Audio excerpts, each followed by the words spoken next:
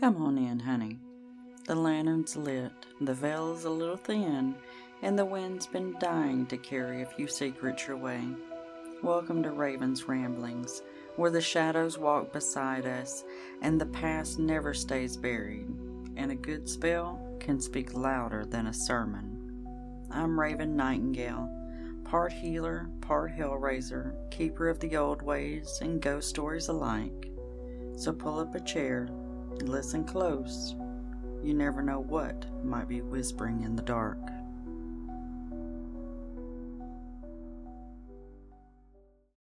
Welcome back, my lovelies, to Raven's Ramblings, where the cauldron is always bubbling, right? Sound effects. The candles are always burning, and the tea, whether herbal or scandalous, is always piping hot. Or coffee in my case, because tea is for the winter for me. I like coffee all the time. So today we're going to dive into something that every witch should know how to do. So whether you're brand new to the craft or if you've been stirring the magical pot for decades, okay? We're going to talk about writing your own spells.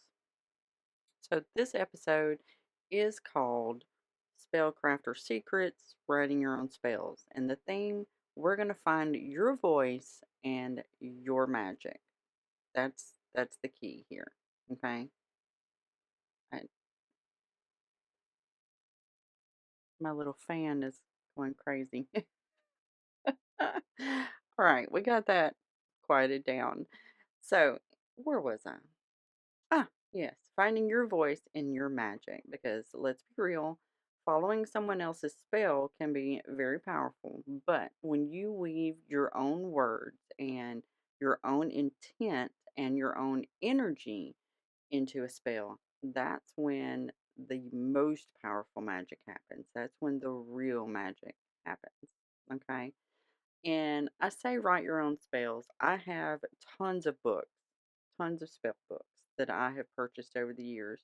And what I personally like to do is find a spell that follows kind of what I'm trying to do, and then I'm going to tweak it. I'm going to change some stuff and make it mine. So it is my spell at that point. All right. So, first off, how to structure a spell. So we're going to think about spells kind of like a recipe, all right? There's a generalized structure that works best, but of course you can always spice it up or tone it down or whatever, tailor it to your taste. So the simple structure that you can follow, all right? And I'm looking at my notes because I had to write all this shit down. 5 steps. Intention. This is your why. So every time you do a spell, you're going to have some type of why that you are trying to accomplish. Why are you doing this spell? What are you wanting out of it? Okay. Be clear on what you're wanting, not generalized as I want more money, but something like I attract financial opportunities that align with my highest goal. Okay, that kind of stuff. Um, you want to be specific, but not narrow-mindedly specific. Does that make sense? Like it's really hard to go into a spell and go, I want a 1997 Camaro SS in the color black, and this is the only thing that will do, because that's too specific. That's just too specific. So you want to be crystal clear, but not that specific. Does that make sense? Sort of, maybe. It'll get easier as time goes, I promise. Number two, correspondences. These are just your magical ingredients, whether you're using herbs or crystals or colors, moon phases, days of the week, that kind of stuff. Things are more powerful when you match your intention with those correspondences. Now, you can do magic and spells for whatever at any time, it doesn't really matter. However, if you use those correspondences to your benefit, then your magic reaches a different level. It is more powerful, it is more zoned in, that kind of stuff. All right. Then you have number three, your ritual actions. So these are the things that you're actually going to do in the spell, like physically do in the spell, like light a specific candle for that intention, tie a knot in something with that intention in mind, burn the paper, whatever action symbolizes and anchors your intent. That's what the ritual action is. Okay. And it could be anything. Maybe it's snapping your fingers, or maybe it's blowing glitter. I mean, it could truly be anything. Whatever fits you and the magic you're trying to achieve. Right? Easy peasy. Number four is words of power. So this is your spoken or chanted part of the spell. This is where you're going to pour your intention into sound. All right? Because things that are spoken out loud have more power to them. Like it's great to have things on paper, but actually speaking those things into existence give them more power. Does that make sense? Yeah. And then number five is release and closing. You're going to let it go. So you're going to end that spell with gratitude, ground your energy, and close your circle if you've cast one. Super simple. So those are the five basic steps or structure of a spell. Now, and remember, the structure isn't there to restrict you from things because you can tweak these things and move them around and do them in a way that benefits you and makes you most comfortable. It is mainly there just to give your magic a stronger foundation, right? Because not everyone does well in the chaos. Like me, I do fairly well in the chaos. I consider myself a chaos witch, so my shit all over the place. But when I first started, I was more rigid with my magic and had to follow a very set pattern to achieve what I was trying to achieve. Okay? And as you grow, you can change those things up. And you may fall in love with chaos because that's what I did and that's what fits my brain. So, segment two of this little episode here, we're going to create effective affirmations. All right? Because your words matter, literally. They, the words you speak in a spell are going to shape that energy and it is going to give it direction to your energy. So, when you're crafting an affirmation for a spell, you want to keep those things in the present tense. Okay? You don't want to focus on like a past tense or a future tense even. You want it now in the present. So instead of saying something like I will find love, you would say love surrounds me and flows into my life. That is in the present.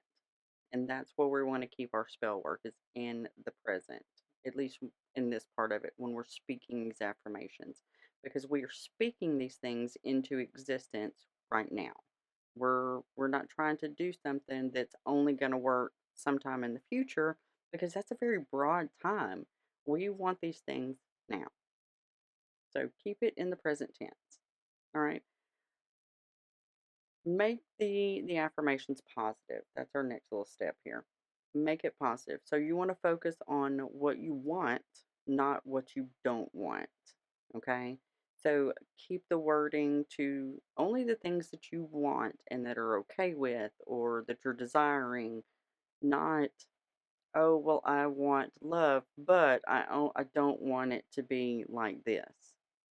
Keep that negative and those don'ts and keep all that out of your spell work. We only want the positive. We want to focus on the positive part of it. All right.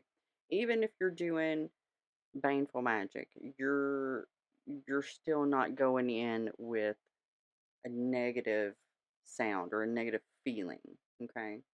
You're still going in with a positive of I want this to happen. That kind of thing. So use some sensory language. That's super important, I think. Because the more vividly that you can describe what it is that you're wanting, the more your subconscious will grab onto it. And I feel like this also helps with visualization. If I could talk today, that would be fabulous. So, being able to describe something super vivid and on point is going to make your intention more real. That makes sense? I keep saying, does that make sense? Like you're answering me or something. I'm losing my mind over here. So, use that sensory language, describe how something looks, how it smells, how you think it would taste if, okay?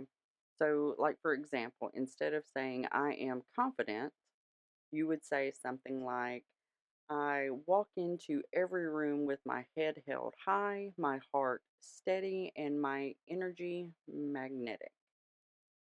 Okay. And that kind of it gives you that confidence that you're trying to manifest anyway. That's not just an affirmation, that's a whole vibe. Like that's a whole thing. So be descriptive in those things. Okay. That's what's going to keep your magic on track and focused on exactly what you're trying to do. Okay.